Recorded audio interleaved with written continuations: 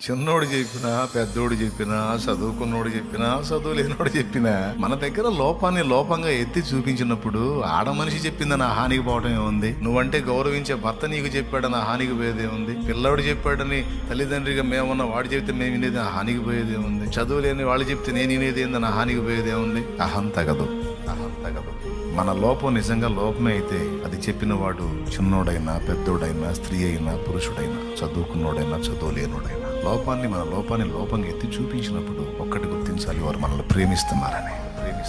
అన్యాయపు విమర్శలు చేస్తారు, వాటిని పట్టించుకోవాల్సిన అవసరం లేదు. నిరుత్సాహపరచాలని కొంతమంది డిస్కరేజ్ చేస్తారు, అవి పట్టించుకోవాల్సి. కొంతమంది యథార్థంగా ఉంటారు, వాళ్ళు జెన్యూన్ గా మాట్లాడతారు, ఉన్న లోపాన్ని ఎత్తి చెప్తారు. ఈ ఒక్కటి కొంచెం బ్యాలెన్స్ అవ్వాలి, దిద్దుకుంటే మంచిది. దానికి వాళ్ళని ద్వేషించాల్సిన అవసరం లేదు, మన మీద పెద్ద కిరీటం కింద పడ్డట్టు ఫీల్ అవ్వాల్సిన అవసరం లేదు. భక్తుల లక్షణం అండి ఇది, దిద్దుకునే మనసు భక్తుల లక్షణం అయితే, దిద్దుబాటును తిరస్కరించే మనసు భక్తిహీనులది.